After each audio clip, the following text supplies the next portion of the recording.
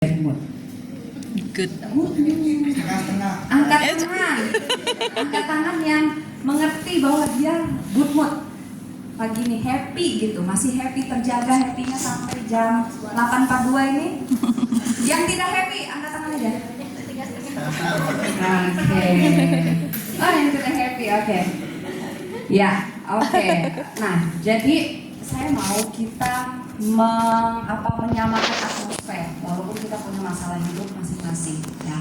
Oke. Hari ini sudah dapat pujian nggak dari orang di rumah? Belum, aduh. Udah lewat WA, di WA sama pasangannya udah belum? Belum, aduh. Udah dapat kritikan nggak? Kamu nih kamu terlambat, belum masak sarapan, ada nggak? Oh, enggak ada. Nggak ada. Atau nggak ada yang ngeritik tapi pas bercermin mengkritik diri sendiri, ada nggak? Nah, itu betul. Pas bercermin, kok hidung aku segini Ya, aja? Ya kan? Kok usia aku menua sehari ya? Ya emang gitu, ya memang gitu. Oke. Sekarang kita tahu setiap orang pasti punya masalah masing-masing, tapi tidak salah apabila kita bertukar energi positif. Sudah ada yang disapa dengan positif hari ini? Atau jangan kita menjadi pelaku pertama yang mengkritik diri kita sendiri depan cermin. Jahat banget ya. Oke, sekarang saya mau tahu kan senyum, masih ingat caranya senyum dengan tulus? enggak tahu. Yang pura-pura gimana ketawa karir? Oke. Ya, sekarang coba fokus, kemudian tarik nafas, hembuskan. Oke, tarik nafas lagi, hembuskan, kemudian berikan senyum terbaik. Coba senyum terbaik gimana? Ya nggak usah pecicilan juga sih. Yang di belakang. Oke, nggak apa-apa.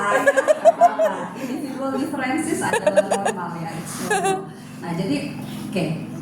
Jangan-jangan kita lupa kalau kita tuh juga punya senyum terbaik gitu. Saking seringnya ketawa karir. Ya, jangan-jangan kita lupa kalau kita tuh senyum itu di depan cermin itu adalah pemberian terbaik untuk diri kita sendiri gitu ya. Oke. Coba senyum dulu yang manis gitu, yang baik, terus munculkan ketulusan untuk memberikan kebahagiaan itu ke orang kanan dan kiri. Gitu. Kiri, kanan atau belakang dah. Cari pasangannya yang bisa terkoneksi kanan dan kiri. Bu Fitri di sini, Bu Fitri boleh di sini. Ini Bu biar ada temannya. Bapak, Ibu di mana Pak? Nah itu rekamannya. Oke, boleh sambil berdiri ya. Jadi coba fokus. Siapkan senyum terbaiknya, kemudian sapa kanan, sapa kiri dalam hitungan 1, 2, dan 3. Kemudian ucapkan kalimat yang kalian tulus untuk memuji teman kalian. Halo, kamu cantik hari ini. Oke, guys. Halo, boleh dipeluk. Misalnya kalian tahu, misalnya kebetulan kalian tahu teman kalian nih kemarin lagi curhat masalah rumah tangga. Halo, aku tahu kamu kuat loh. Kenapa tuh? Yang di belakang. Enggak ada, karena curhatnya kali yang lain tuh. Belum mulai ya. Udah happy. Ya, udah. Nah jadi, misal kalian tahu, kalian boleh nggak harus dalam bentuk kata-kata, boleh dipeluk temannya. Kamu kuat hari ini, jangan sampai masalah hidupmu membuat kamu nggak fokus. Apapun ya. Ucapkan kalimat itu sehingga teman kalian merasa lebih baik dan kalian juga merasa lebih baik karena sudah melakukan satu kebaikan hari ini. Oke. Gak usah berkaca-kaca, boleh juga. Saya pernah memainkan sesi ini di sebuah sekolah. Nangisnya tuh butuh 15 menit, padahal sesi ini hanya 5 menit ya. Kenapa? Oke, ada Bu Fitri yang tukang peluk. Soalnya saya juga berpeluk ke Bu Fitri kalau kita lagi ada masalah. Oke. Iya. Oh ya, sedikit informasi, saya sama Bu Fitri saudara ya. Oh. Nggak tahu. Oke. Baik, bisa dimulai. Ingat instruksinya, saya pandu dari depan. Silakan tarik nafas. Tarik nafas, hembuskan. Tarik nafas lagi. Hembuskan, lupain dulu utangnya. Oke, terus siapkan senyum terbaik. Sapa kanan, sapa kiri, dan ucapkan, boleh ditos, boleh disapa, boleh disalinin, ucapkan kalimat yang menguatkan mereka. Oke, 1, 2, 3, boleh berdiri samperin temannya.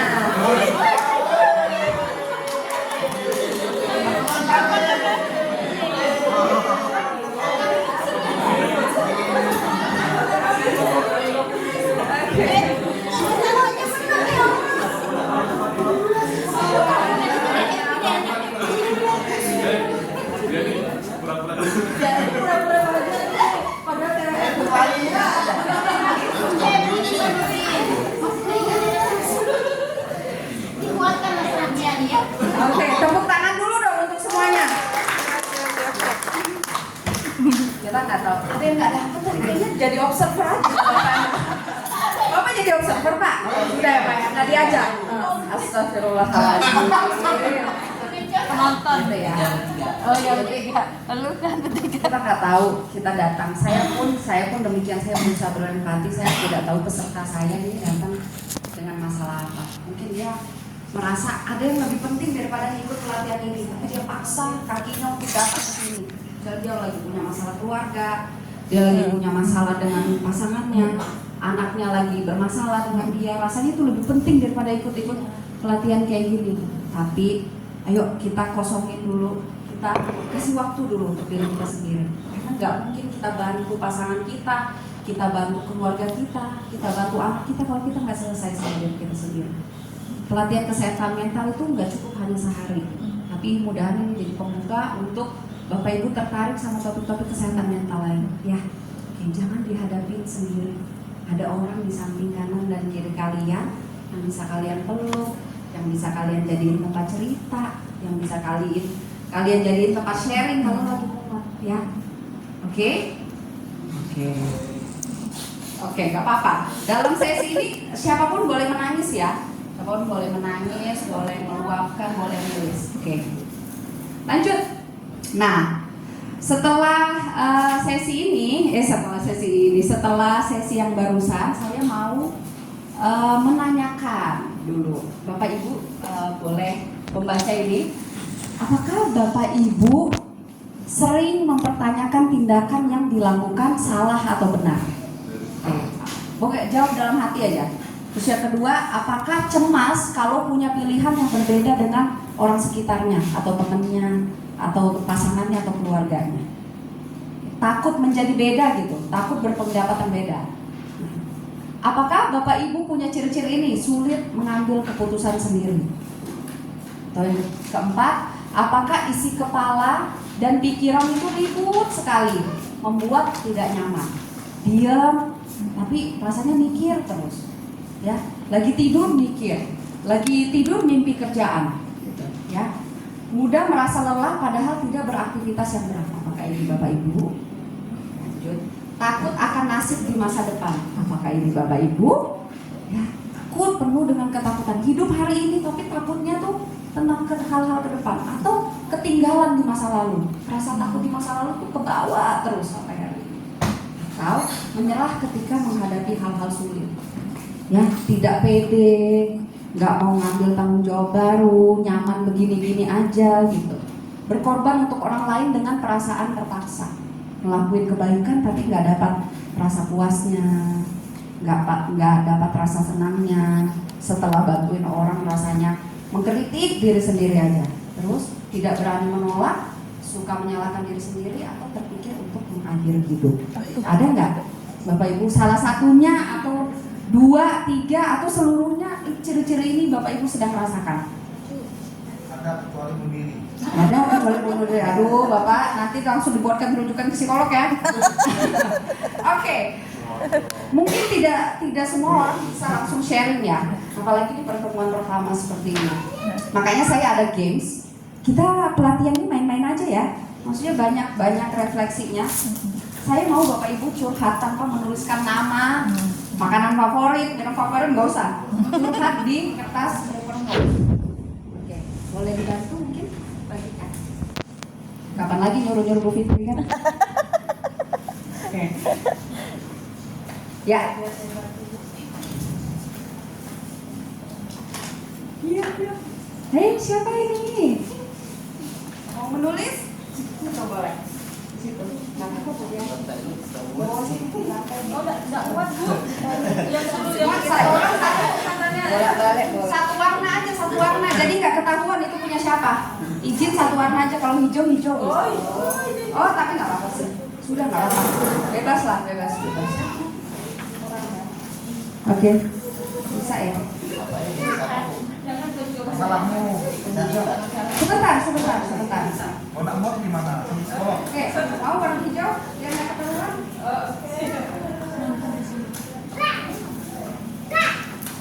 Gabung duduk di kursi boleh? Sudah dapat kertas warna hijaunya tidak? masih ada yang hijau. Nggak ada. Masih ada yang hijau? Nggak ada? Oke, ada yang dapat lebih? Oke, aman. Aman. Ya. Sekarang saya mau minta tolong Bapak Ibu tulisin apa yang menurut Bapak Ibu. Nah, tuliskan permasalahan paling berat yang kamu alami. Oh, ini di masa remaja, ini di masa dewasamu sekarang. Maaf, saya lupa ganti redaksinya. Oke. Di sekolah belum dapat yang warna hijau. Siap, silakan. Yang sama. Oh ya, kasih ya. Oke. Silakan tuliskan hal yang Bapak Ibu atau teman-teman di sini rasakan paling berat saat ini, dan reaksi-reaksi yang menurut Bapak Ibu kok aku nggak normal ya, kebiasaannya dianggap Bapak Ibu nggak normal, atau dipertanyakan ini normal atau tidak. Coba tuliskan masalahnya, atau kalau nggak punya masalah tuliskan, curhatkan satu kebiasaan yang menurut Bapak Ibu ini normal nggak ya. Jadi Bapak Ibu pertanyakan, ini kebiasaan, perasaan ini, cara berpikir seperti ini normal atau tidak? Dan itu sering muncul. Nggak usah nyontek, nggak usah tulis namanya ya, tidak usah dituliskan namanya, dan nanti boleh dilipat, kumpulkan ke saya akan ini lihat. Nggak usah ditulis, nggak usah ditandatangani ya. Apa? Tuliskan satu kebiasaan berpikir, kebiasaan merasa, atau kebiasaan berperilaku yang menurut Bapak Ibu ini normal atau tidak ya. Bapak Ibu pertanyakan, atau tuliskan satu masalah hidup yang terasa paling berat hari ini. Oh ini kertas.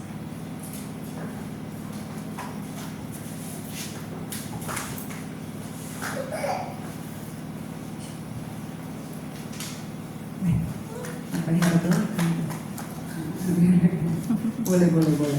Ditutup, dilipat. Oke, sudah boleh saya kumpulkan tidak?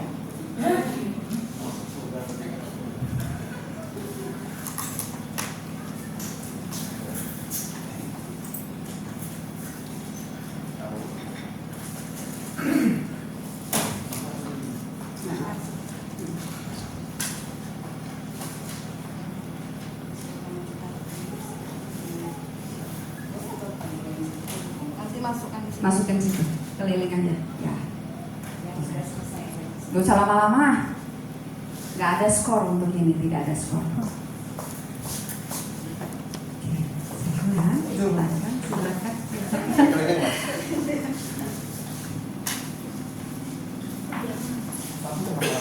Silakan. Ada masalah hukum di saya dengan otoritas. Asik. Pak Jul.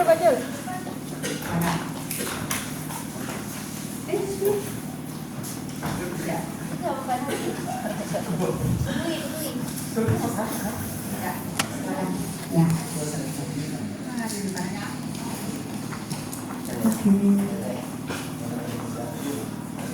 Oke, silakan.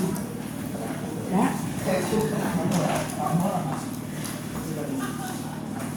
Ya, ada lagi? Ibu, Bapak, Mbak? Oke. Ini yang hadir berapa? 18 orang ya? Iya. Orang. Nah, Ini saya mau bacakan secara acak ya. Boleh ya? Boleh saya baca secara acak nih? Boleh, Kan boleh. tidak ada identitasnya ya?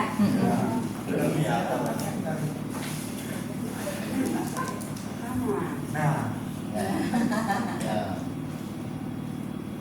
Tertekan dan mudah cemas. Oke, dengan dibacakannya seperti ini tuh kalian akan tahu bahwa di sekolah ini ada orang-orang yang pendidik sesama kalian tuh yang merasakan reaksi-reaksi demikian. Ya. Jadi nggak heran kalau aktivitas mengajarnya jadi tidak maksimal. Masuk surga atau tidak? Jauh banget. Ini ya pertanyaan visioner banget ini ya. Tapi itu bikin cemas nggak? Kayaknya ketahuan yang nulis nih. Oke. Terus mempermasalahkan hal-hal yang kecil yang seharusnya tidak perlu dijadikan masalah karena setiap orang punya kelebihan dan kekurangan masing-masing. Oke. Jadi sering cemas, sering memikirkan semuanya gitu.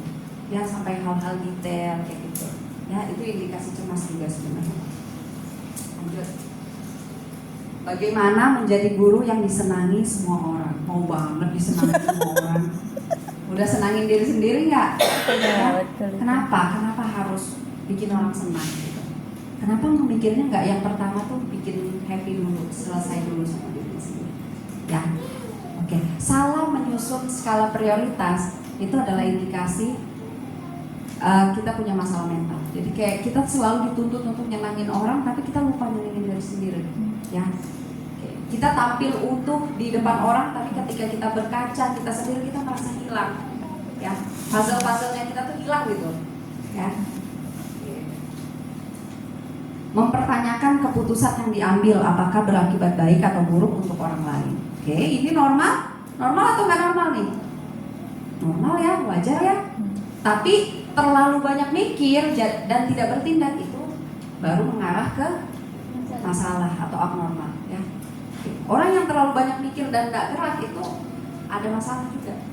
Tapi kalau dia mempertimbangkan terus tetap bertindak, oke, ya. Tapi lihat dulu efeknya baik apa buruk. Lanjut. Sulit untuk ikhlas, masih belum mampu mengontrol emosi. Nah, ini ada di masalah dorongan emosi dan sebagainya. Ya, jadinya guru yang jadi pelampiasan, ya kan bisa juga. Atau sering lupa ketika suami pulang dari bepergian, menyiapkan makanan dan minuman karena asik dengan pekerjaan rumah untuk lagi dengan pekerjaan rumah untuk ice breaking tidak pede. Oke, ada dua permasalahan. Oh, dia jadi kadang-kadang lupa tanggung jawabnya gitu. Oke. Karena sudah asik dengan pekerjaan rumah. Oke. Orang-orang yang penting di hidupnya jadi nggak diprioritasin atau kadang untuk ice breaking merasa tidak pede. Ketidakpercayaan diri itu juga bisa ada penyebabnya ya dan perlu dikenali. Oke, lanjut. Permasalahan mudah marah dengan hal yang kecil. Oke. Lanjut. Menyatukan persepsi dengan orang lain dan terkadang hati tidak seia dengan logika. Aduh, sering membohongi hati sendiri nih. Pura-pura baik. Pura-pura baik-baik aja. Apa enggak kayak gitu? Capek. Yang ngomong capek kan nulis tadi. Bukan. Coba pernah merasakan. Enggak ya. Senang ada buku pas sekolah udah. Oh iya. Oke. Menunda pekerjaan atau hal-hal yang bisa dikerjakan nanti ya. Itu indikasi kecemasan. Ada yang suka prokrastinasi di sini juga. Ya, beda ya prokrastinasi sama padat agenda. Misalnya nih, dia memang mengerjakan di waktu akan melakukan karena ada pekerjaan-pekerjaan lain yang dilakukan sebelumnya. Tapi ada juga orang yang dia waktunya luang banget, tapi dia nunda sampai detik-detik terakhir. Nah, ada nggak kayak gitu? Dia luang aja, misal di hari Senin, Selasa, Rabu, deadline-nya hari Jumat, dia baru ngerjainnya Kamis. Banyak, Bu. Banyak. Ya, ada kayak gitu. untuk mempersiapkan mentalnya, moodnya sama pekerjaan itu dia butuh banyak waktu, butuh banyak uang yang dihabiskan untuk ngumpulin moodnya. Itu indikasi loh, ya. Banyak ya yang kayak gitu ya. Banyak. Heeh. Tapi sulit untuk mengakuinya. Iya, sulit untuk mengakuinya. Tapi sudah, kalau saya sih tidak menyalahkan itu juga ya. Sudah dilakukan aja udah bagus gitu. Ya. Kalau sampai dihindari tanggung jawabnya itu ya tingkatannya udah lebih parah. Oke, lanjut. Oke, banyak masalah tapi tidak bisa ditulis. Oh, banyak masalah, Oke ya. Saking banyak Banyak banget masalah. masalahnya. Kasihan ya. Susah bangun tidur, inginnya bangun subuh. Hah? Apa? Sulit untuk bangun subuh kali. Susah bangun tidur, inginnya bangun subuh. Oh, mungkin pengen bangun subuh tapi Sulit. susah bangun. Ah. Nah, salah satu indikasi, salah satu ciri masalah kesehatan mental adalah ada nggak yang kadang dia tidurnya berlebihan tapi merasa nggak cukup tidur, nggak puas tidur? Ada nggak? Kayak tidurnya panjang, tapi nggak tuntas. Ada nggak kayak gitu? Jadi takut jawab ya di sini, takut ketahuan ya? Bukan. Kayak ada. Enggak. Atau tidurnya panjang tapi ngerasa nggak cukup, nggak pas itu salah, nggak nyenyak gitu, bangunnya nggak segar maksudnya. Nah, itu salah Pernah satu ciri juga. masalah lagi ada problem di mental, gitu ya.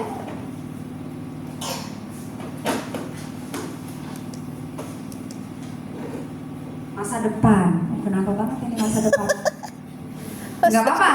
Bapak Ibu di sini kalau mikirin masa depan itu normal tidak? Normal. Ya kita harus berjaga-jaga, mengantisipasi. Tapi memikirkan masa depan sampai lupa hidup di hari ini itu yang kadang-kadang bikin orang bereaksi tidak normal, mencemaskan semuanya. Jalani aja dulu, sambil dijalani sambil dibenerin. Itu yang sehat. Siapa yang belum terbaca? Masih ada.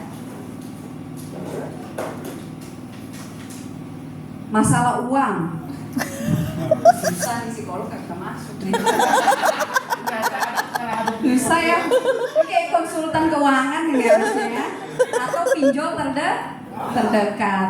Timbul menghayal yang tidak. Wah, bahaya. Timbul menghayal yang tidak. Gara-gara uang nih.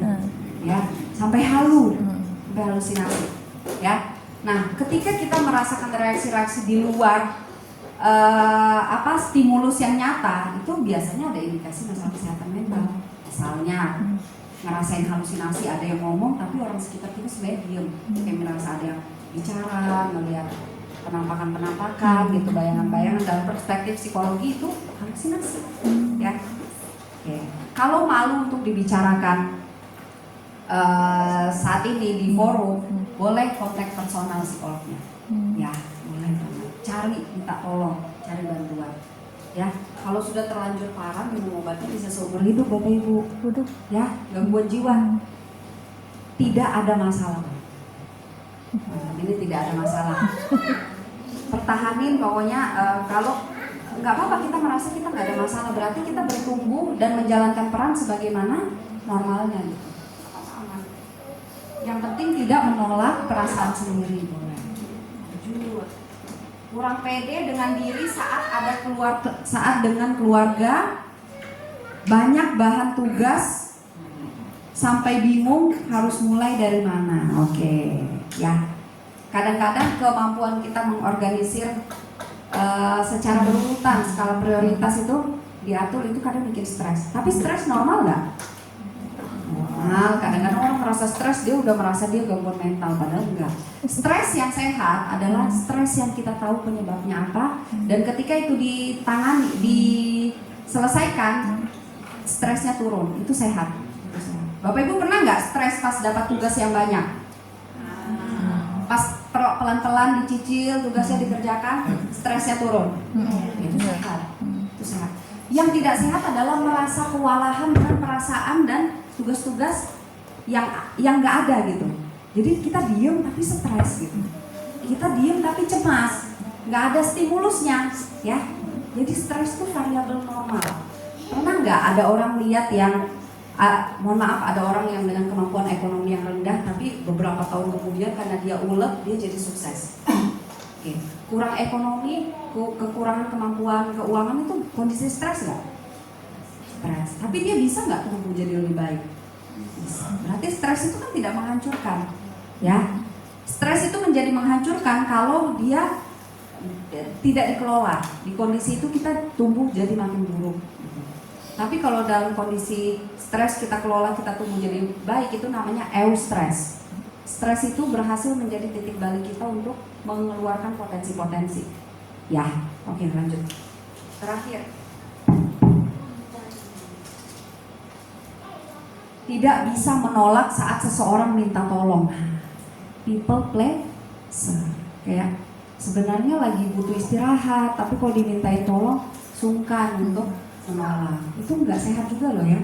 Orang-orang seperti ini jadi sering mengalami kelelahan mental dan sedikit waktu untuk diri sendiri. Ya, nggak apa-apa nolak tuh nggak apa-apa loh. Ya, menolak tuh nggak apa-apa. Oke, lanjut. Ini mana? Bapak Ibu udah mulai mendetek. Oh ini aku normal nih di reaksi ini. Oh ini kayaknya butuh konseling nih. Atau oh ini butuh evaluasi diri aja. Oke. Kesehatan mental tuh apa sih? Saya mau tanya, Bapak Ibu tahu nggak yang dimaksud kesehatan mental? Orang yang sehat mental tuh yang gimana sih? Bu Yanti? Gimana? Nggak apa-apa, tidak ada jawaban yang salah. Kesehatan mental. Orang yang sehat mental tuh cirinya aja satu. Kalau Bu Yani merasa Bu Yani sehat secara mental tuh kalau lagi gimana reaksinya Ibu? Mungkin saya bisa merasakan tidak ada beban, jadi merasa walaupun itu membebani tapi itu adalah tugas saya, jadi saya merasa menjalannya dengan happy aja, dan itu memang harus tanggung jawab saya dan harus saya laksanakan dan harus selesai. Oke, begitu ya. Ya. Yang intinya yang disampaikan sama Bu Yani kesadaran diri, ya, kesadaran diri, kesadaran bertanggung jawab. Tepuk tangan dulu dong buat Bu Yani. Saya mau nanya lagi Bu kepala sekolah, Bu, kesehatan mental tuh apa sih? Kesehatan yang Ibu maksud dengan kesehatan mental? Dari saya sendiri maksudnya. Kalau untuk buat saya berarti pada saat kita sehat mental kita bisa menemukan hal-hal yang positif di antara hal-hal yang negatif.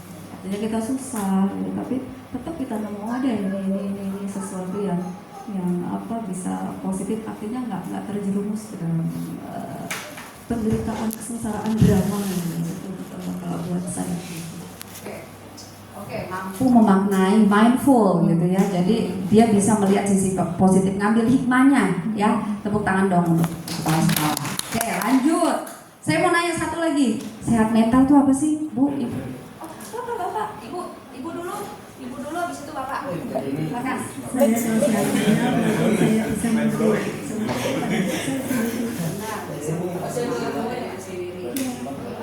Terus kalau misalnya ada masalah apa, yang penting semuanya sudah saya pasrahkan. Baik-baik aja. Oke. Iya. Nanti kita akan berpelukan ya. Sesi rilis itu ya. Iya. Oke. Nggak apa-apa. Nanti bawa tisu ya. Saya ada tisu ini. Saya. Yang mana lagi? Iya, tepuk tangan dulu dong buat Ibu. Banyak teman-teman yang mau curhat, mau nyampaikan.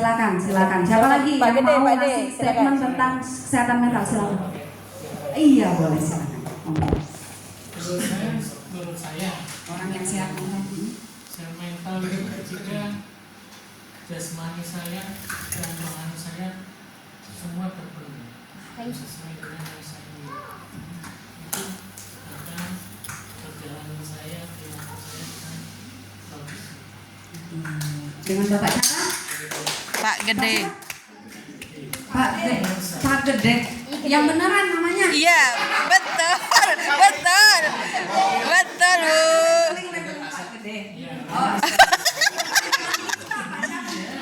Pak Gede. Pak Gede Pasek Parwata. Tepuk tangan dulu dong buat Pak Gede. Oh. Deep meaningnya dalam sekali ya. Jadi benar. Orang yang sehat mental itu orang yang bisa menggunakan semangatnya untuk memperbaiki diri atau dia bisa bicara hal-hal positif tapi memunculkan semangatnya. Itu benar tadi yang dikatakan Ibu sama Pak Gede juga. Orang yang bisa menggunakan kondisi jasmani rohaninya ketika dia merasa sehat, pikirannya sehat juga badan. Itu intinya ya yang disampaikan sama Pak Gede tadi. Jadi kenapa kesehatan mental itu penting? Percaya nggak? Banyak 80% dari penyakit itu disebabkan oleh pikiran. Ya. Ada nggak yang kadang-kadang dalam kondisi stres tertentu ngedown? Ada yang mah? Gitu ya? Iya. Oh, mau menyampaikan juga mungkin. Ada yang sesak nafas mungkin terlalu stres misalnya. Gitu. Nah, karena kondisi pikiran itu yang stres itu akan mengeluarkan yang namanya hormon stres gitu. Ya, hormon stres yang membanjiri di banyak tubuh itu akan merusak sel-sel kulit. Ya, sel-sel kulit, sel-sel tubuh dan sebagainya. Ya, makanya obat kanker kalau orang kanker nih, bukan kanker kering ya, kanker yang penyakit itu, awalnya disuruh apa? Selain jaga pola makan, nggak boleh stres. Ya, saya punya keluarga yang masih keluarga, dia mengalami kanker, sudah sembuh nih. Ketika anaknya bikin masalah, dia stres, muncul kankernya di tulang lagi. Yang pertama awalnya di otak, berhenti di tulang lagi karena stres. Ya, jadi ada nggak pernah yang minum obat, tapi karena stres terus obatnya nggak berasa jadinya? Karena hormon stres itu merusak kualitas obat yang kita minum atau vitamin yang kita minum. Rasanya udah minum ini, minum itu, kayaknya nggak kelar-kelar ya, bukan salah obatnya, manajemen stresnya. Hormon stres itu pasti dirilis, pasti dikeluarkan dalam tubuh dalam jumlah yang normal, hanya untuk ngasih sinyal kita untuk bertahan hidup atau mengeluarkan mekanisme pertahanan gitu secara normal. Tapi yang secara tidak normal itu kadang sampai banjir. Lambungnya itu kalau di ronsen bisa sampai banjir tuh hormon stresnya, ya. Nah, makanya apa yang kita makan itu kadang-kadang nggak bisa ngasih nutrisi untuk diri kita karena hormon stresnya merusak itu semua. Oke ya. Lanjut. Nah, kesehatan mental itu ada 3 ciri-cirinya. Yang pertama adalah orang yang mampu menyadari kelebihan atau potensi yang ada dalam dirinya. Kemudian dilanjutkan dengan ciri-ciri yang kedua, mampu menyesuaikan diri, optimis dan aktif bertindak mengatasi masalahnya menggunakan kelebihan yang dia miliki. Dan ketika masalah yang dia hadapi mampu dia atasi, muncul yang namanya harga diri atau perasaan positif. Jadi ada 3 cirinya. Dia paham tentang kelebihannya, dia menggunakan kelebihan itu untuk beradaptasi dan mengatasi masalahnya. Dan ketika masalah itu selesai, muncul yang namanya harga diri atau emosi positif. Ada yang hanya merasakan 2 di antara ciri-ciri ini. Misalnya, saya tahu saya orangnya suka berempati misalnya, saya suka kasihan sama orang lain, misalnya contoh Ibu. Akhirnya saya terdorong untuk menolong masalah-masalah yang ada di sekolah saya ikut terlibat. Tapi ketika ikut terlibat, saya tidak merasakan ciri-ciri yang ketiga. Saya nggak happy, saya berkorban untuk sekolah saya berkorban untuk teman-teman saya, tapi saya tuh suka kesel sendiri gitu, capek sendiri gitu. Ada nggak yang merasa kayak gitu? Jadi kesehatan mental yang utuh itu adalah merasakan ketiganya. Kalau hanya merasakan 1 atau 2 itu nggak utuh, berarti ada yang salah. Ya, salahnya di mana? Bisa jadi di cara berpikir tentang menolong. Oh, menolong tuh harus. Ada nggak pertolongan yang menjerumuskan orang? Saking seringnya ditolong teman kita ini, jadi kita rupanya penjahat buat dia akhirnya nggak berkembang. Ada nggak? Ya kan? Akhirnya dia ikut terus. Kalau kita besok sakit, dia nggak kerja karena dia nggak bisa ngerjakan kerjaannya tanpa kita. Bisa jadi cara berpikir tentang pertolongan itu yang salah. Makanya kita nggak happy ketika menolong. Boleh kok kita ngasih batasan dalam menolong. Ya aku bisa nolongnya sampai sini, sisanya kamu. Ya, tugas kamu, tanggung jawab kamu. Gitu. Kamu harus memiliki rasa tanggung jawab sama rasa memiliki atas tanggung jawabmu gitu. Bukan berarti dilimpahkan ke aku walaupun aku bisa melakukan itu. Ya. Oke. Ada nggak yang merasakan seperti itu? Ada yang mau ditanyakan tentang kesehatan mental nih? Definisinya dulu.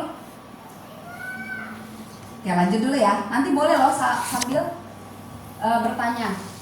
Mengapa perlu menjaga kesehatan mental? Nah, kesehatan mental seperti yang dikatakan Bapak tadi mempengaruhi kesehatan fisik. Begitupun kesehatan mental juga mempengaruhi kehidupan sosial. Ada nggak orang yang fisiknya sehat tapi kehidupan sosialnya kacau? Ada. Enggak. Orang yang kesehatan fisik, kesehatan mentalnya bagus, tapi kehidupan sosialnya nggak bagus. Ada nggak? Ada.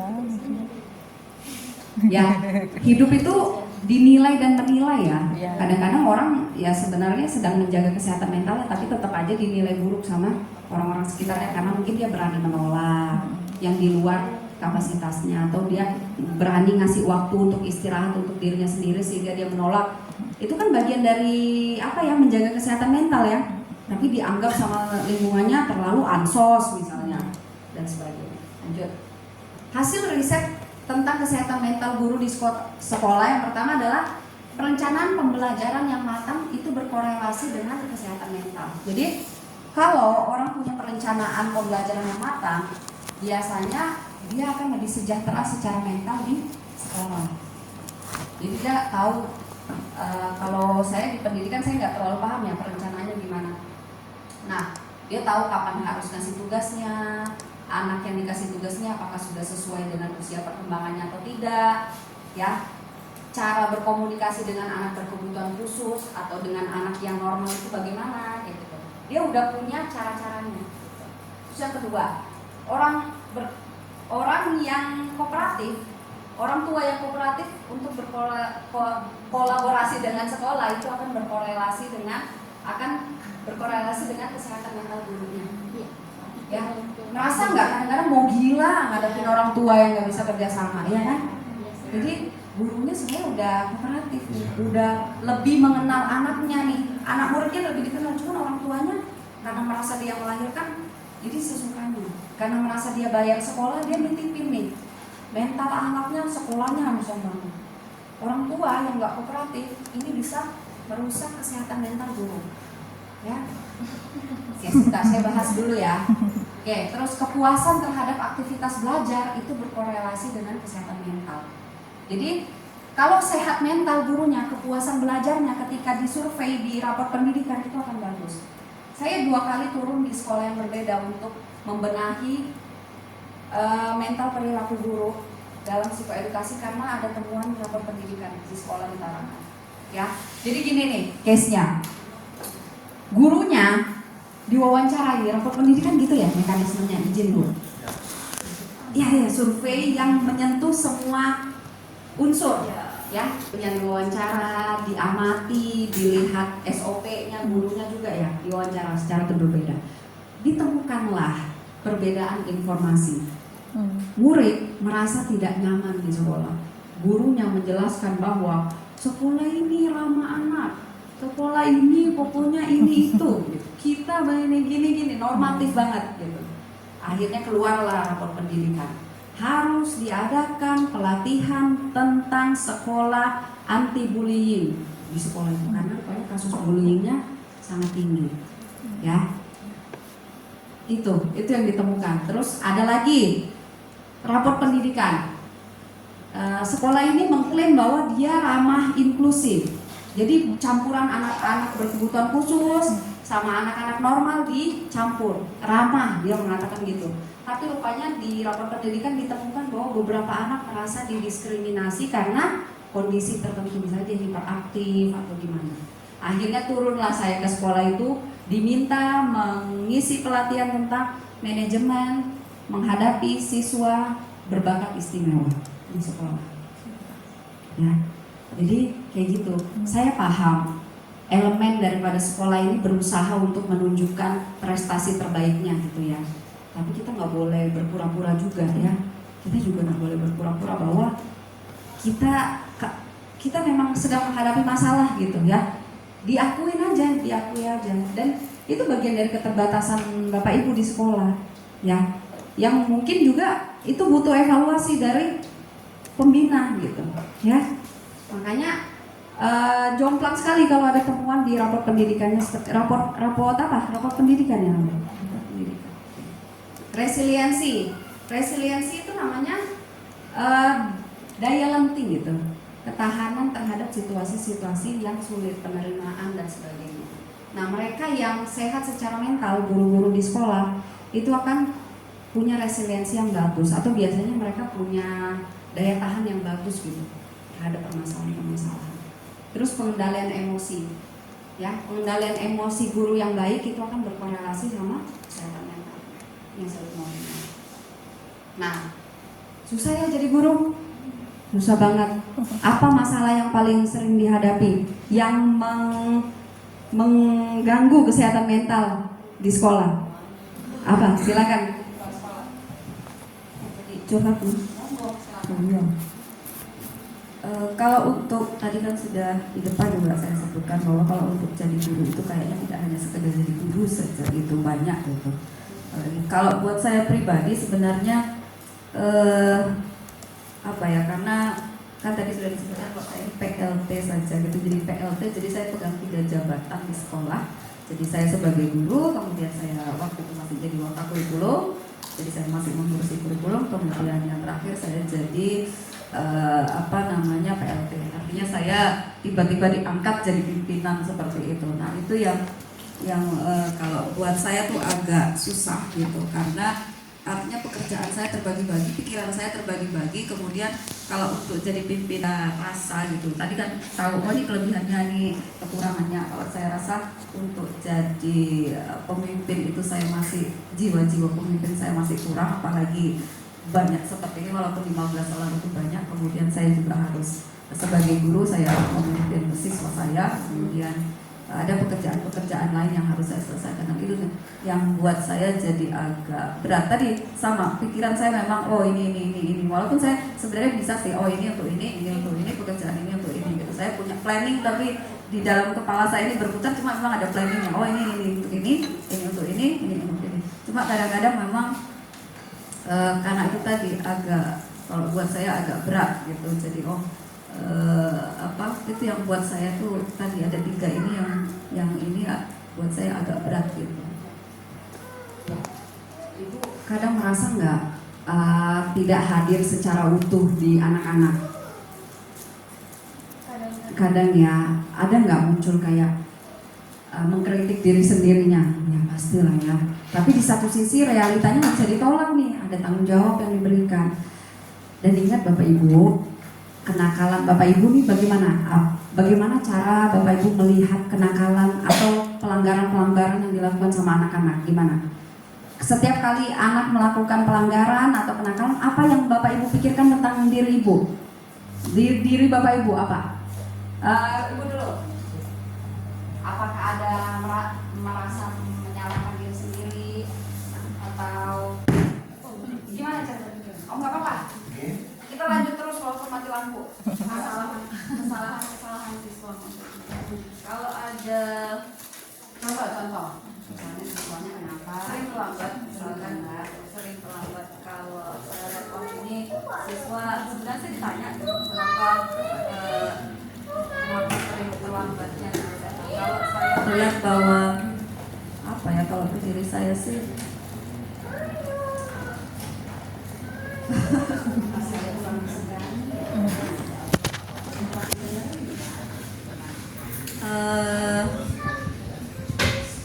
kalau itu sih tidak, mungkin ke saya, berarti salahnya di saya nih. Kalau siswa biasanya yang terlambat kan anak itu saja. Saya melihat ini ada pola, ada pengulangan gitu. Ini terus caranya gimana sih gitu supaya, karena kan disuruh ditanya nih usahanya gimana sih supaya anak ini tidak mengulang. Artinya kalau dia melakukan perubahan sedikit saja kan anak ada kemauan tuh.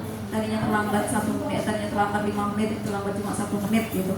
Nah itu kan ada perubahan. Itu yang kalau saya pikirkan bagaimana sih caranya begitu supaya tidak mengulang begitu.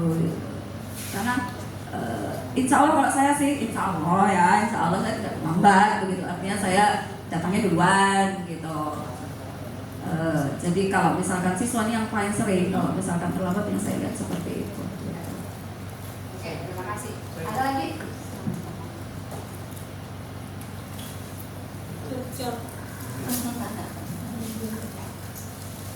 Ya. Nah, bagaimana Bapak melihat tentang kenakalan anak di sekolah? Jadi kan kenakalan itu kan dari cerminan ya.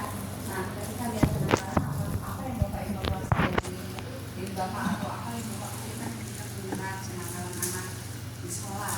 Yang Bapak pikirkan tentang diri Bapak sendiri? Yang saya pikirkan ini dari diri saya. Saya kan nggak bisa membuat mereka. Kayaknya saya tidak bisa mengembalikan seperti yang diinginkan. Saya dulu beberapa zaman kan, beberapa zaman yang dulu kita dididik dengan disiplin yang begitu tinggi, mungkin atau teknis atau sudah zaman dulu saya terbiasa saya jawab pakai instan kita ngantuk pakai apa hapus dilempar itu sudah terbiasa kita sehingga kita betul-betul memang disiplinnya luar biasa. Nah, di zaman sekarang ini yang sebetulnya banyak sekali masalah yang timbul, apalagi teknologi yang betul-betul memulai besar sekali, sehingga itulah munculnya tadi anak saya ngantuk di kelas tidur. Ya, di sini problemnya ketika orang tua tidak mau bekerja sama dengan sekolah. Di sini ini yang saya lupa ini orang tua yang belum banyak istilahnya mau bekerja, iya, terlibat dari Melibatkan ya Pak ya. Tapi tidak semua harusnya perubahan itu dari rumah dulu. Intinya dari kalau di rumahnya sudah baik, terutama disiplin ya, mereka ajarkan ketika subuh bangun sholat bacakan apa, kita diajarkan dulu seperti itu kan. Di sini mungkin inilah perubahan yang saya lihat. Kita nggak perlu sekarang untuk menyempit pun. Padahal menyempit itu kalau mukul itu bukan mukul kita mukul kepala, enggak. Kita mengerti dan belajar kalau mukul itu itu mendidik anak supaya mereka mengingat ketika ada kesalahan saya dipukul atau dicubitnya saya, maka saya tidak akan mengulangi lagi. Tapi sekarang begitu dengan mulut saya, mulut kanan masuk kanan masuk kiri, itu sudah terbiasa. Jadi kalau masalah terus sekarang di situ dibilang kalau pendekatan kita sudah pendekatan, tapi perubahan kalau di rumah tidak tidak juga disiplin seperti itu, sama juga bohong. Itu aja. Siap, terima kasih. Ya itu tadi yang disampaikan oleh Ibu Kepala Sekolah Pak Gede. Ibu lagi? Bagaimana Ibu melihat diri Ibu ketika Ibu mengamati anak-anak didik Ibu melakukan pelanggaran atau kenakalan? Kalau saya yang lihat itu misalnya kegiatan di sekolah misalnya kayak senam itu kan anak-anak itu sudah dikasih tahu berkali-kali kan, seperti untuk berbaris supaya emek pada saya detek senamanya itu bagaimana caranya saya bisa mengatakan sesuatu yang supaya anak itu bisa menyadari dirinya sendiri itu bagaimana caranya, itu belum saya dapatkan. Ya. Ada lagi guru ketika lihat kenakalan tuh gimana? Apakah saya seperti melihat saya di masa kecil gitu? Atau gimana? Wah, dia banget ini, saya banget nih dia gitu. Atau gimana? Silakan. Ya, saya melihat dari sisi guru dulu tentang seperti yang ada hubungannya dengan yang disampaikan sama Pak Gede. Sehubungan dengan marwah guru tuh saat sekarang sepertinya mulai sedikit dikurangi dalam hal apa ya, untuk memberikan mendidik, membimbing dan juga mengawasi mereka di sekolah itu seolah-olah kita justru sekarang diawasi oleh hukum gitu. Jadi mau melakukan hal yang seharusnya bisa mendisiplinkan dengan restitusi versi kami misalnya mendisiplinkan dengan ya punishment seperti itu, kami merasa bahwa nanti akan ada efek. Jadi seolah-olah mau tidak mau ya membiarkan gitu, membiarkan dalam artian ya selama perilaku si anak ini ya masih standar, tapi kalau misalnya melebihi dari pelanggaran yang berat ya ada hal-hal yang harus dilibatkan dengan orang tua. Nah, itu yang mungkin perubahan dalam diri kita sebagai guru. Saya pribadi lah Ibu misalnya gitu, kalau mau melakukan hal-hal yang berucap yang lebih keras kemudian memberikan punishment dengan berupa kekerasan fisik, saya akan mikirnya ke sana. Ya. Ternyata kita dibatasi dengan hal-hal hukum yang seperti itu seolah jadi ya akhirnya kita mohon maaf kalau ada pelanggaran ya biarin kayak gitu. Kita mencari selamat gitu. Oke, terima kasih Bu. Siap, terima kasih. Ada lagi mungkin satu orang lagi. Silakan.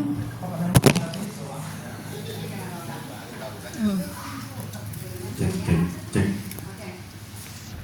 Teman di samping saya tadi katanya gimana cara menjelaskan partner nggak ngajar sendiri ya, nggak ngajar Bu. Tenaga kependidikan. Kalau dilihat dari kegiatan yang hari ini bahwa mengajar dengan hati, saya tidak mengajar ya Bu. Saya kadang melihat kalau masih lewat melintas di depan kelas, anak-anak itu macam-macam modelnya, ada yang duduk, ada yang pergi ke temannya, ada yang baring apa, aneh-aneh lah modelnya kan. Jadi kalau melihat sikap-sikap mereka itu tidak benar, yang timbul di dalam hati kita itu bagaimana sih anak ini, apa yang harus saya lakukan untuk anak ini supaya tidak terus-menerus sikap yang tidak positif menjadi positif, seperti itu Bu. Cukup, sekian dan terima kasih. Terima kasih Bapak. Ya. Jadi kalau saya lihat ya di sini dari sampel guru yang menjawab bahwa sebenarnya cara kita melihat kenakalan siswa tuh ada banyak cara ya, dan cara pandang kita tentang kenakalan siswa atau pelanggaran yang mereka lakukan itu sedikit banyak mempengaruhi kesehatan mental kita. Ya, misalnya nih, ibu kepala sekolah melihat bahwa saya ini harus gimana lagi gitu, biar dia tuh jadi nggak nakal. Berarti kan kita controlling dia, tanggung jawab untuk merubah kenakalan tuh kita letakkan di diri kita. Ya, sedangkan perilaku nakalnya ada di tubuhnya anak itu gitu. Ya, jadi kita kadang-kadang merasa bahwa tanggung jawab merubah kenakalan dia itu dari nakal ke perilaku positif itu adalah tanggung jawab kita. Iya, memang tanggung jawab kita. Kita sebagai pembinanya ya, kita sebagai orang yang membantu, tetapi tanggung jawab itu harus diletakkan di diri dia sendiri. Kenapa terasa sangat capek menjadi guru? Karena beberapa hal tuh tidak kita batasi.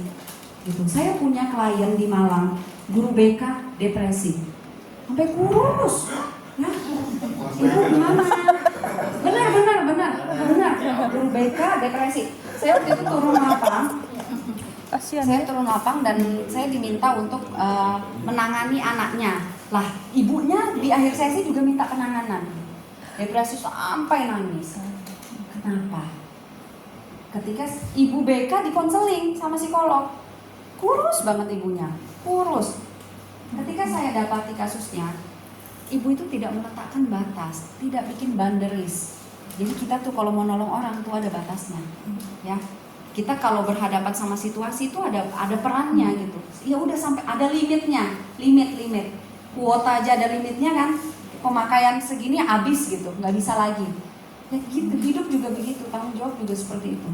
Ya, kenapa kenakalan siswa tuh bisa sampai mempengaruhi kesehatan mental kita? Karena kita terlalu pengen ngambil alih semuanya. Saya senang tuh cara pandangnya Pak Gede. Katanya ya udah santuy banget gitu ya, santai banget. Jadi kayak ya udah kadang-kadang kita realistis aja kata Pak Gede tadi. Misalnya ya udah kita udah berusaha melakukan, tapi kita juga harus lihat, jangan menyalahkan diri sendiri. Kita lihat juga kalau di rumahnya tidak konsisten, ya udah mungkin efek perilaku disiplin positif yang bisa kita deliver ke dia, kita kirim ke dia itu cuma 30%. 70%-nya itu disumbang dari 1 kesadaran dia sendiri, 2 proses belajar dia, 3 pengkondisian pola asuh, banyak banget ya. Sama yang dikatakan ibu tadi, ibu ini berusaha menerapkan prinsip-prinsip kurikulum merdeka, tapi ibunya jadi nggak merdeka, ya nggak? Ya, kadang sistem itu diciptakan tidak memerdekakan gitu, jadi terpenjara gitu. Yang dipenjara gurunya gara-gara ada kurikulum merdeka, ya nggak? Terasa nggak? Saya nggak provokasi ya di sini. Karena ada kurikulum yang akhirnya bikin saya jadi punya klien baru, guru-guru, misalnya kayak gitu ya. Saya di praktek tuh nanganin guru loh, guru depresi, guru ini, guru itu, guru yang traumanya terpanggil karena menghadapi anak dengan kondisi tertentu misalnya, ya. Jadi kasihan banget, susah banget jadi guru gitu. Nah, makanya ketika kita mau sehat mental, bekerja sebagai profesi apapun, guru, ibu rumah tangga, jadi konsultannya anak, jadi orang tua, letakkan, bikin batasan sama ekspektasi kita. Ya, jangan ketinggian ibu-ibu. Ibu capek nih misalnya kayak, ini anak datang terlambat, gimana caranya biar dia nggak datang terlambat? Nah, saya ingat nih yang dikatakan ibu kepala sekolah tadi. Saya perhatikan setelah saya melakukan upaya A, B, dan C itu anak tetap terlambat. Berarti kan bisa jadi itu adalah ada pola perilaku atau pola kebiasaan yang memang khas di diri dia, yang itu butuh penanganan. Ya, ibu-ibu sama bapak-bapak di sini akan salah ketika tidak melakukan upaya-upaya. Tapi ketika upaya-upaya sudah dilakukan dan anaknya tetap demikian, bisa jadi ada faktor-faktor yang bapak ibu nggak bisa kendalikan. Ya, jadi jangan terlalu keras sama diri sendiri. Ya, tangan guru itu bukan tangan Tuhan ya, hanya perpanjangan tangan aja. Gitu. Saya juga dalam penanganan kasus, ada kasus-kasus yang nggak bisa selesai di tangan saya. Ya, dan saya harus letakin batas, misalnya hari libur, nggak boleh dikontak sama klien. Kalau memang kondisinya bukan sesi layanan. Klien itu kan kadang seneng banget ya ngobrol terus sama psikolognya sampai hari libur malam, hubungin terus ke psikolognya. Kita juga punya batas, ya karena ketika kita memaksakan menghandle semua masalah atau memaksakan hadir dalam kondisi kita juga lagi nggak baik-baik aja, yang ada adalah kehadiran kita merusak mental dia. Bisa jadi kita hadir nih untuk dengerin curhatan dia, tapi kita marah-marahin dia. Dia curhat makin lega apa makin ini? Itu yang dialami guru BK yang saya tangani ya, guru BK depresi itu. Nah, itu ibunya, ini ada layanan visit ke siswa nggak? Ibu, ada layanan visit kunjungan rumah. Nah, gimana kalau kunjungan rumah nemuin masalahnya gimana? Jadi kami biasanya kerjasama dengan wali kelas Bu. Kalau misalnya home visit kan ketemu dengan orang tuanya, memang rata-rata anak yang kami kunjungi itu kalau berdasarkan keterangan orang tuanya, anaknya memang tidak mendengar lagi apa yang disampaikan oleh orang tua. Jadi orang tua secara langsung juga kadang menyerahkan langsung ke kita sebagai guru, terserah ibu mau diapain, terserah sekolah mau diapain. Oke, jadi kayak gitu ya, ibu ketika diterserahin langsung, udah bu masuk kakak saya aja. Enggak juga ya, oke jangan sampai kayak gitu. Kalau guru BK yang saya tangani, ini nggak apa-apa ya, saya cerita kasus. Psikolog biasa turun tuh dengan sharing kasus ya, jadi ada insight yang muncul. Jangan sampai ada guru BK seperti itu lagi yang saya tanganin gitu, guru BK depresi. Jadi ketika dia home visit, dia tuh bisa pakai waktu liburnya untuk home visit. Sabtu, Minggu dia turun ke rumah siswa sampai anaknya kehilangan dia di rumah. Ketika pulang, dia nggak bisa mendapati atau mendampingi anaknya untuk cerita, ngobrol-ngobrol, padahal anaknya masih umur 2-3 tahun gitu ya. Nah terus ketika anaknya bikin masalah, dia temenin tuh sampai kantor polisi. Ya anak muridnya nih maksudnya. Ketika anak muridnya nggak masuk sekolah atau nggak ngerjain tugas tuh disuruh kerjain di mejanya sampai selesai. Segitu-gitunya. Ya, saya tahu dia mungkin dorongan sosialnya besar, tapi ingat kita punya batas ya. Semua profesi yang kita kerjakan punya batas. Jangan sampai ketika kita terlalu ingin berperan, kita jadi melupakan hak-hak diri kita untuk tidur, untuk punya waktu sama keluarga gitu, ya. Ya, dunia aja nih, ya. Besok juga ditinggal gitu, tapi ya itu yang baik-baik, tinggalkan yang baik-baik. Oke ya. Lanjut, nah ini kontinum kesehatan mental. Cara Bapak Ibu untuk mengukur Bapak Ibu sehat, reaktif, bahaya atau bermasalah ini dari kontinum ini. Kelihatan nggak? Oke, saya bacakan ya sedikit ciri-cirinya ya. Kalau dia sehat, emosinya adalah perubahan emosinya berlangsung secara normal.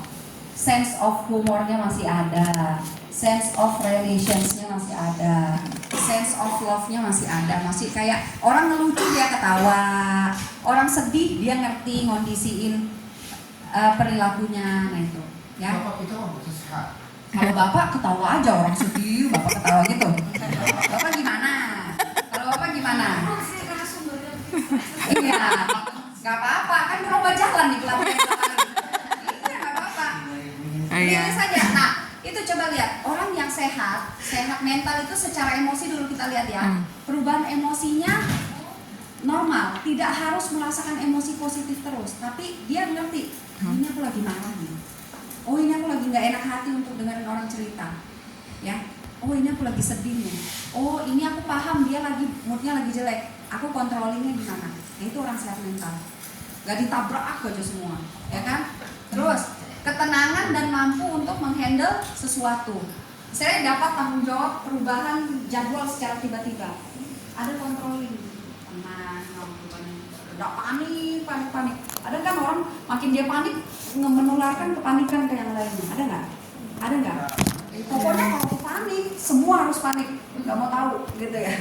Ada. Nah, kalau dia bisa controlling dengan baik, dia paham, dia benar-benar ngerti nih, peka sama reaksi emosinya, itu dia sehat. Terus kalau di perilaku, selera humor yang baik dan terkontrol. Selera humornya baik dan kontrol. Dia bisa ngebedain mana bercanda, mana bully. Nanti kita belajar ya. Itu nggak hanya untuk siswa, untuk guru juga loh ya. Oke, terus pembawaan diri yang baik, bisa menempatkan diri, ya. Ketika dia tampil sebagai guru yang menjadi teman, guru yang ngomong sebagai tempat curhat, dia bisa nempatin diri. Dan tetap punya batas, karena kalau ibu nggak ngasih batas, hormon stresnya nggak berbatas di badannya ya. Mau pilih mana? Oke, terus pengendalian dirinya bagus. Kalau sudah reaktif ini ada tanda-tanda tidak utuh kesehatan mentalnya.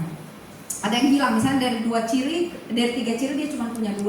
Nah ini reaktif, udah mulai ada ketidaknyamanan yang agak bikin kewalahan. Setengahnya bisa diatasi, setengahnya sudah mulai bikin kewalahan. Mudah marah dan tidak sabar, mudah merasa cemas, mudah sedih dan merasa kewalahan. Gitu. Kadang kalau kayak capek banget gitu. kewalahan banget. Kalau ngerjain tugas tuh jadi stres sekali gitu. Sampai stres itu misalnya sampai harus nangis, ngetik tapi sambil nangis, dikerjain tapi sambil nangis. Padahal sebenarnya kemarin mengerjakan itu nggak begitu reaksinya. Oke, lanjut. Suka berekspresi secara sarkasme. Terus menunda-nunda dan pelupa. Ayo, tadi siapa yang menunda-nunda? Nah, itu bisa jadi yang sulit mulai. Padahal sebenarnya kerjanya gampang aja. Cuma sulit ngumpulin moodnya untuk memulai. Jadi ditunda, harus ngafe dulu, harus harus ketemu teman dulu, harus nonton YouTube dulu. Iya. Harus lihat dulu, lihat TikTok dulu. Live TikTok dulu, dapat pause dulu gitu ya. Monggo silakan. Iya, silakan. Oke. Iya, nggak apa-apa. Mau kita break semuanya gitu. Oh iya, silakan. Sambil break. Ini breaknya di mana? Di ruang di sini aja. Boleh, silakan. Ya. Mengembalikan perasaan mobil stres tuh. Kita bahas di materi adiksi.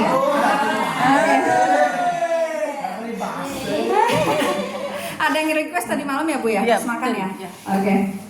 Oke, break ya. Makan. Bu, kalau berhayal tuh Apa? berhayal. Berhayal. Sehat mental apa enggak? Berhayal. Misalnya berhayal jadi orang kaya, banyak Oke. uang, Mm-mm. bisa jalan-jalan keliling dunia, Ya. umroh, haji, Amin. gitu. Itu misalnya seperti itu boleh, itu sehat atau enggak mentalnya? Kalau berhayalnya kontak realitanya nggak rusak, ya normal. Berhayal itu kan motor penggerak, ya bisa dijadikan afirmasi, bisa ya. Hayalan tuh bisa karena kita punya gambaran, kita tahu apa yang mau kita tuju. Jadi motor penggerak gitu. Menghayalkan pergi umroh, naik haji tuh udah happy Iya. sekali. Jadi kita jadi semangat nih nabungnya. Iya, betul. Ada alarm itu nggak apa-apa. Tapi kalau berhayalnya membuat reaksi kita di lingkungan sosial jadi nggak normal, misalnya. Saya mau beli HP Sony. Iya nabung. Nabung. Oke. Misalnya kita berhayalnya kita nih adalah titisan Nabi. Terus kita, iya. Bentar dulu, saya jelasin dulu, benar. Misalnya, Imam Mahdi itu. iya benar. Walid jilid berapa nih? Dekat kan sama Malaysia. Nah, itu jatuhnya ke diagnosa tertentu. Oh. Misalnya waham. Waham itu adalah keyakinan yang salah tentang diri sendiri dan dibawa ke realita. Misalnya dia merasa dia titisan ini, siluman ini, yang dia nabi. Itu berarti sudah tidak normal itu Bu ya? Itu tidak boleh, tidak normal. Dia sudah ya? mau menjadi nabi selanjutnya itu nggak nyata kan, nggak bisa, hal yang nggak bisa. Atau dia merasa dia presiden, kemudian gini-gini. Banyak saya temukan di RSJ Menur, saya praktek. Tapi kalau misalnya hayalan, itu visioner. Oh, gitu. Tapi jangan sampai hal-hal yang ingin kita capai di masa depan itu menghalangi kita untuk hidup di saat ini. Kehidupan Jadi sehari-hari cemas gitu ya. terus tentang masa depan. Tidur yang dimimpin umroh, gitu. Nggak juga sih kayak gitu. Ya.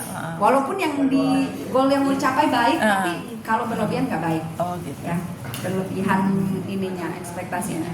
Ya. Jadi berhayal tuh boleh aja Boleh. gitu ya, boleh. Yang penting Normal kontak di Ya. realita kita tetap normal gitu ya. Oke? Ya, siap. Siap. Oke.